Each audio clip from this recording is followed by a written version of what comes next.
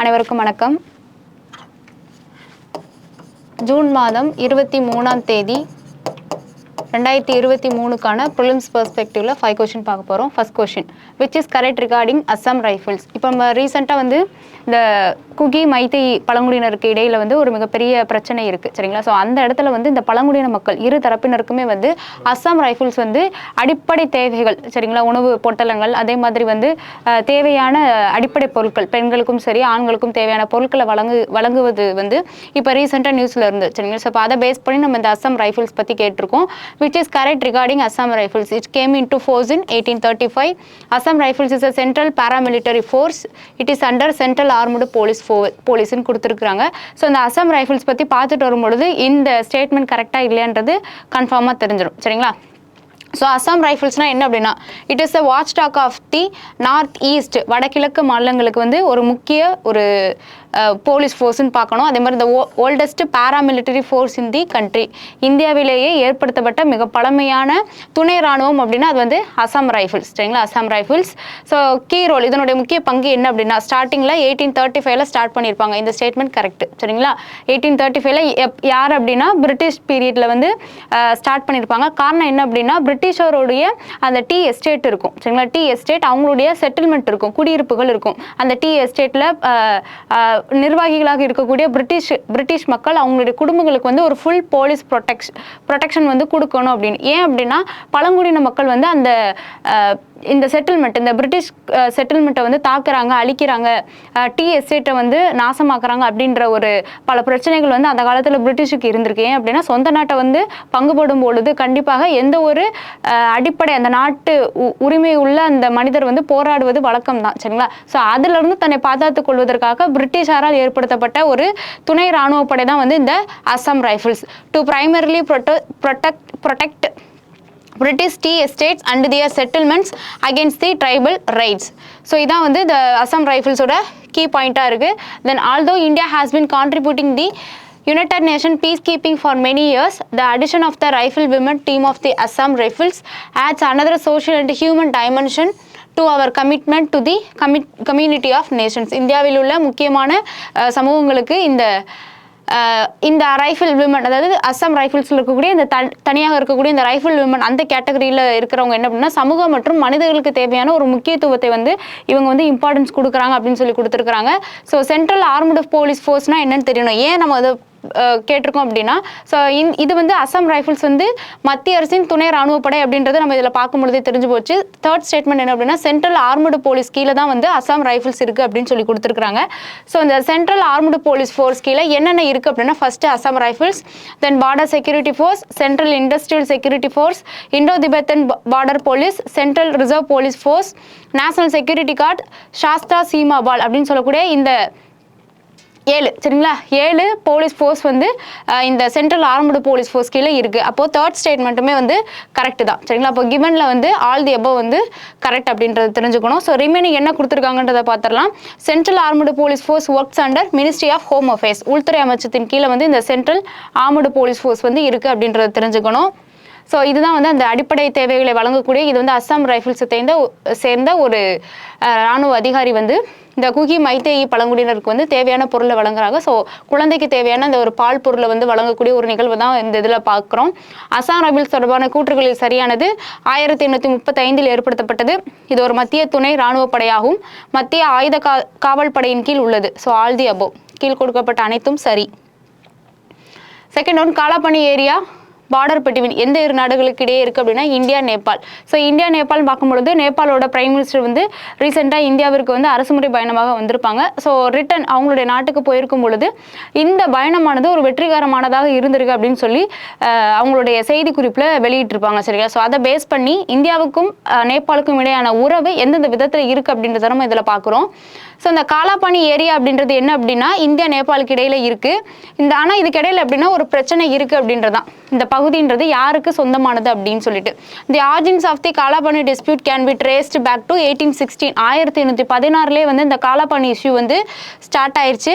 So எந்த issue அப்படின்றதுனால treaty of Sugauli அப்படின்னு சொல்லக்கூடிய ஒரு திட்டம், சரிங்களா? அந்த திட்டத்தின் மூலம் 1816 ஏற்படுத்தப்பட்டிருக்கும். அதன் மூலமாக காலாபானி ஏரியா வந்து இந்தியர்களுக்கா இல்லை நேபாள மக்களுக்கா அப்படின்றது பிரச்சனை ஸ்டார்ட் ஆகுது.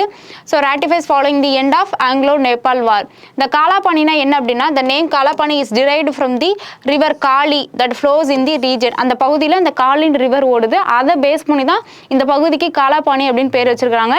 இந்த Kali river marked the boundary of the kingdom of Nepal and that of British India. காலனித்துவ இந்தியாவிற்கும் நேபாள அரசிற்கும் இடையில் ஓடுவதுதான் இந்த காலி ரிவர்.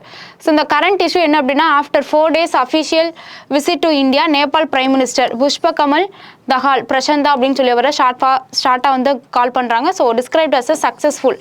இந்த இந்தியாவிற்கு இவருடைய பயணமானது வெற்றிகரமாக அமைந்திருக்கு அப்படின்னா, அப்போ இந்தியாவுக்கும் நேபாளுக்குமான உறவு வந்து சுமூகமாக இருக்கும், அடுத்து வர காலகட்டங்களில் இருக்கும் அப்படின்றதான் வந்து பார்க்கணும். ஸோ இந்தியன் நேபாள் ரிலேஷன்ஷிப் பார்க்கும் பொழுது ஒரு 3 கேட்டகரியாக இருக்குது, 3 டிஃபிகல்ட் இஷ்யூ இருக்குது. அதில் 2 வந்து என்ன அப்படின்னா recent origin and the third is legacy issue அப்படின்னு கொடுத்துருக்காங்க. சட்ட ரீதியான பிரச்சனை 2 வந்து தற்காலிக பிரச்சனையாக இருக்குது அப்படின்றதான். So the latest issue is the Agnipath scheme that impacts the recruitment of Gurkha soldiers in to the Indian armies Gurkha regiments, practice that began in 1816 by the British Indian Army.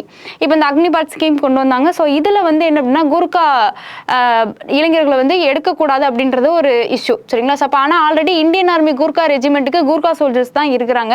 So 1816 British இந்தியாவிலேருந்து இது வந்து ஃபாலோ பண்ணப்படுது. ஆனால் அக்னிபாத்தில் வந்து இதை allow பண்ணுறது இல்லை. அப்போ இது ஒரு பெரிய பிரச்சனையாக இருக்குது.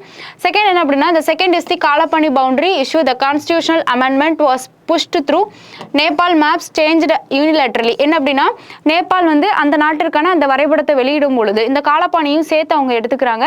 ஸோ இது வந்து என்ன அப்படின்னா ஒருதலை பட்சமாக இந்த முடிவானது இருக்குது அப்படின்னு சொல்லி பிரச்சனையாக பார்க்கப்படுது. இந்த பிரச்சனையை முடிக்கணும் அப்படின்னா resolving this will need to time because a lasting solution will need a political wisdom and understanding. ஒரு நீண்ட அரசியல் புரிதல் மற்றும் அதே மாதிரி ஒரு ஞானம், அரசியல் ஞானத்தின் அடிப்படையில் மட்டுமே தான் இந்த காலாபானி பிரச்சனையை வந்து தீர்க்க முடியுமே அன்றி இரு நாடுகளும் நிதானமாக உட்கார்ந்து பேசணும். ஒரு திடீர் முடிவை வந்து இதில் எடுக்க முடியாது இந்த இஷ்யூவை பொறுத்த வரைக்கும் அப்படின்னு சொல்கிறாங்க. அதே மாதிரி இந்த தேர்ட் வந்து என்ன அப்படின்னா Indian Nepal treaty of peace and friendship of 1950 இது வந்து ஆக்ட். ஸோ இதன்படி வந்து இன்னும் இந்த பிரச்சனையானது நீடிச்சுக்கிட்டே இருக்கு. அப்போ இந்த 3 தான் வந்து இந்தியா நேபாளுக்குமான ரிலேஷன்ஷிப்பில் இஷ்யூவாக பார்க்கக்கூடிய விஷயமா இருக்கு. ஸோ அந்த கன்க்ளூட் என்ன அப்படின்னா, for the present as mister Modi and Prachanda have demonstrated the focus on hit will go a long way in the rebuilding trust. So அவங்க இரு நாடுகளுக்கு இடையான அந்த உண்மைத்தன்மை அதே மாதிரி வந்து இந்த கொள்கை பிடிப்பு இது ரெண்டுத்தையுமே வளர்ப்பதற்கு இன்னும் கொஞ்சம் சில நாட்கள் ஆகும் அப்படின்னு சொல்லி கொடுத்துருக்குறாங்க. ஸோ கிவன் ஸ்டேட்மெண்ட்டில் நம்ம என்ன பார்க்கணும் அப்படின்னா, கொஸ்டினுக்கு ஆன்சர் வந்து Indian Nepal, option B. So Indian Nepal அந்த வரைபடத்தில் பார்க்கும் பொழுது உத்தரகாண்ட், இந்த உத்தரகாண்டுக்கும் நேபாளுக்கும் இடைப்பட்ட பகுதி இங்கே தான் வந்து அந்த டிஸ்பியூட்டட் ஏரியா, சரிங்களா? இது உத்தரகாண்ட், இது உத்தரப்பிரதேசம், யூபி, இது உத்தரகாண்ட். இந்தியாவில் உள்ள உத்தரகாண்ட் மாநிலத்திற்கும் நேபாளத்திற்கும் இடையில தான் இந்த காலாபானி இஷ்யூ காலாபானி ஆறு இருக்கு. அதுதான் வந்து பிரச்சனைக்குரிய இடமாக இரு நாடுகளுக்கும் மத்தியில் பார்க்கப்படுது, சரிங்களா? காலாபானி பகுதியானது எந்த இரு நாடுகளுக்கு இடையே எல்லையாக அமைந்துள்ளது அப்படின்னா இந்தியாவில் உள்ள உத்தரகாண்ட் மாநிலத்திற்கும் நேபாளத்திற்கும் எல்லையாக இருக்கு அப்படின்றத தெரிஞ்சுக்கணும். Third one, what is the Artemis mission? So இந்த ஆர்டெமிஸ் மிஷன் பார்க்கும்பொழுது என்ன அப்படின்னா, இந்தியாவின் பிரதமராக இருக்கக்கூடிய மோடி அவர்கள் அரசுமுறை பயணமாக வந்து அமெரிக்கா சென்று இருப்பாங்க. இது வந்து முதல் முறை அரசுமுறை பயணம் சொல்றாங்க. என்ன அப்படின்னா, அரசுமுறை பயணம் என்று சொல்லும் பொழுது வெள்ளை மாளிகையே வந்து அறிக்கை விட்டுருக்கும், இப்படி இந்தியாவினுடைய பிரதமர் வந்து அமெரிக்காவிற்கு வந்து வர்றாங்க அப்படின்னு சொல்லிட்டு. இதர பயணங்கள் இதுக்கு முன்னாடி அமெரிக்கா சென்ற நிகழ்வு இருக்கு, ஆனால் அது அரசுமுறை பயணமாக இருந்திருக்காது அப்படின்றதான்.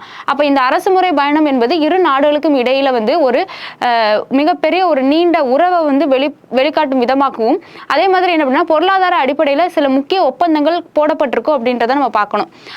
அதுக்கிடையில என்ன அப்படின்னா இந்த நாசாவுக்கும் இஸ்ரோவுக்குமான இந்த உறவு என்பது ஒரு நீண்ட நெடிய வரலாறு உடையது. அதன் அடிப்படையில் ஆர்டெமிஸ் திட்டம் அப்படின்றது நாசாவினுடைய ஒரு மிகப்பெரிய திட்டம். அந்த திட்டம் என்ன அப்படின்னா the plan to send humans to the moon. So இந்த திட்டத்தில் வந்து இஸ்ரோவை இணைத்து இருக்கிறாங்க. எதனால் அப்படின்னா, இப்போ பிரதமர் மோடி வந்து அமெரிக்கா சென்றிருந்ததுனால வந்து இந்த இஸ்ரோவை இணைத்திருக்கிறதாக குறிப்பிட்டிருக்காங்க. ஸோ அதை நம்ம பேஸாக வச்சு இந்த கொஸ்டின் பார்க்குறோம். ஸோ தேர்ட் ஒனுக்கு வந்து ஆன்சர் ஆப்ஷன் ஏ. பட் ஆனால் இந்த ஆர்டெமிஸ் மிஷன் என்னன்றதை நம்ம எலாபரேட்டாக பார்க்கும் பொழுது இஸ்ரோ நாசா அந்த விண்வெளி நிறுவனங்களுக்கான ஒப்பந்தமாக இது பார்க்கப்படுது. அமெரிக்காவின் நாசா விண்வெளி ஆய்வு மையம் நட்பு நாடுகளுடன் இணைந்து ஆர்டெமிஸ் என்ற திட்டத்தை செயல்படுத்தி வருகிறது. இதில் 10 ஐரோப்பிய நாடுகள், 7 ஆசிய நாடுகள், 3 வட அமெரிக்க நாடுகள், 2 ஆப்பிரிக்க நாடுகள், 2 தென் அமெரிக்க நாடுகள் உட்பட மொத்தம் 25 நாடுகள் நாசாவுடன் ஒப்பந்தம் செய்துள்ளன. சரிங்களா, இதுல இப்போ இஸ்ரோவும் இணைந்திருக்கு அப்படின்றதான். இந்த வரிசையில் பிரதமர் மோடியின் அமெரிக்க பயணத்தின் பொழுது இந்தியாவின் இஸ்ரோ மற்றும் அமெரிக்காவின் நாசா விண்வெளி ஆய்வு மையம் இடையே ஆர்டெமிஸ் ஒப்பந்தமானது கையெழுத்தாகி உள்ளது. ஸோ இந்த ஆர்டெமிஸ் திட்டம்னா என்ன அப்படின்னா, நிலவுக்கு மனிதர்களை அனுப்புவது அப்படின்றதான். இதன் அடுத்த கட்டமாக செவ்வாய் கிரகத்திற்கு மனிதர்களை அனுப்பும் ஆராய்ச்சி மேற்கொள்ளப்படும் என்று நாசா வட்டாரம் தெரிவித்திருப்பதாக குறிப்பிட்டிருக்காங்க. சரிங்களா, ஸோ இப்போ ஆர்டெமிஸ் திட்டம் என்பது மனிதனை நிலவிற்கு அனுப்பும் திட்டம்.